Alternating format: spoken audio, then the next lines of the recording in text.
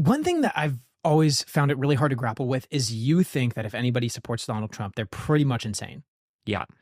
But that is still a significantly large population of a developed country of the United States. That's pretty crazy. So how do you not have this like shadow of a doubt, at least in your opinion, of like, okay, if so many people, and within this group of people, there are extremely intelligent people, they're very thoughtful people, they're very charitable people, they're very like open-minded people. Find me some, and I'll show on this podcast you know we what? can talk to them. I don't believe that there are very intelligent people that support Donald Trump, but they do it with their head in the sand. Or if somebody were to say something like, listen, okay, yeah, Donald Trump is all these things, but like the tax cuts are good, and I like the economy a little bit more because he like tries to deregulate something. Like, okay, fine. But here's the thing. Yeah. South Park did a great episode where you have like a turd sandwich and like a piece of diarrhea. I don't know.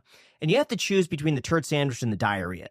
If you have Trump and someone else, I'm just giving an example here, and you don't like someone else, doesn't that then by default you're going with Trump? Does that make you but that's insane? only if you're dumb enough to think that your choices are two things that are essentially the same. Like I said, I understand why some people support Trump. When I say that they're crazy, I don't necessarily mean like in a malevolent kind of way, or I'm sorry, malicious kind of way. Usually they just don't know anything.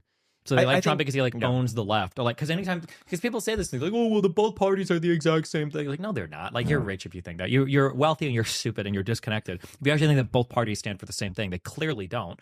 Right? Abortion or Supreme Court justice picks are a really big example of that. Or support for like same-sex marriages are a big example of that. The difference in the types of legislations that both people have passed is a huge example of that. The different approaches to foreign policy are a huge example of that. Like the two parties are very, very, very different in terms of what they stand for and represent. The only way you can think they're the same is if you just don't follow it much, or if you're pretty wealthy and insulated and you don't really care that much and you just like whoever's the funniest on Twitter. Yeah, it seems as though a lot of people will look, if it comes between Trump and Biden, people that like Biden and like the policies, but worry that his age is getting in the way, and say, well, between the two of them, I might pick Trump, just because the alternative is something that I think might be slightly worse. I like I said, find me one of those people and we can hash it out. It's just so not even close to true. Okay. I know, but there's such a large contingent of people that feel but they just don't know what they're talking about.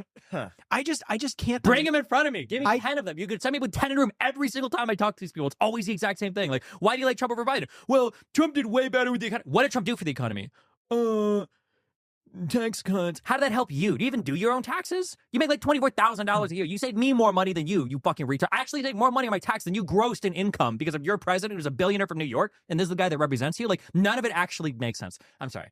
No, I'm just saying, listen, when I talk to the people, it's always the same fucking talking points over and over again. They have no fucking idea about anything they're talking about. They like Trump because he's funny, because he represents a real anger that people have towards the system, and they want to break shit, and Trump is the guy saying, I'll break it for you. And that's it. That's the extent of the support for Trump. It doesn't go deeper than that ever. There's no policy analysis ever. There's no foreign policy analysis ever. There's no, like, what did Trump actually try to do to get reelected? Nobody even knows about, like, any of the J6 stuff or the elector fraudulent scheme or the pressure on the DOJ saying he was going to fire one of them and they didn't write fake letters to state assemblies. Like, nobody knows any of these things. They just like Trump because he's funny and he seems But that relatable. means he's playing a better social game.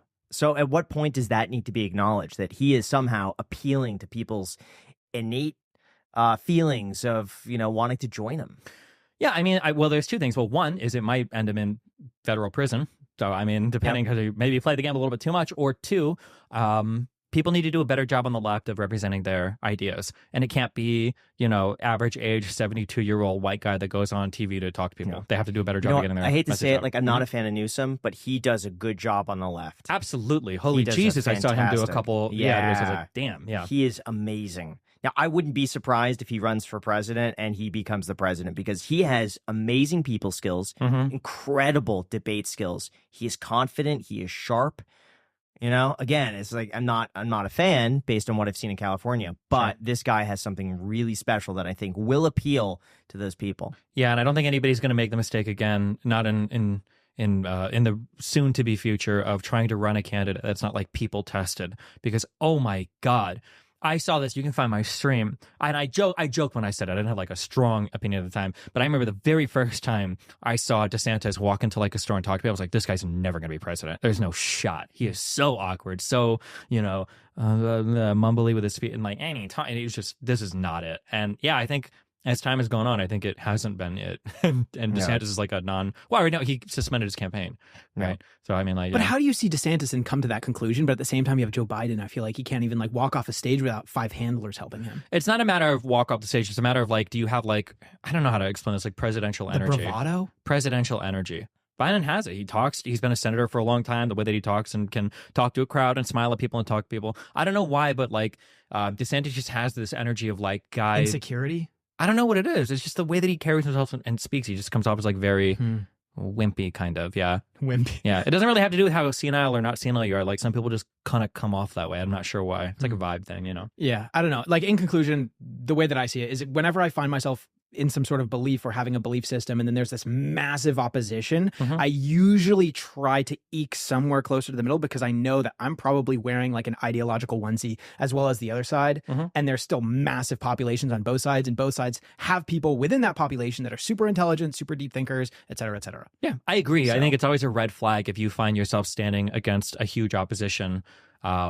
Especially in a developed nation like the United States, where like there's, you know, democratized access to information and stuff. So like I mean, that. one of the ways to test that if you're really scared is, well, go and talk to people. Talk to a lot of them. I feel like I can represent their arguments really well, better than most of them can do it. If you, again, you can find me 10 of them, put me in a room with them, and we'll have the arguments. I've done it over and over and over again, and on the facts, it just fails time and time again. Do you recommend people listen to political commentators that lean right? You should always be receptive to opposing viewpoints. I don't like almost any alternative media. I don't know. I think most of it's trash.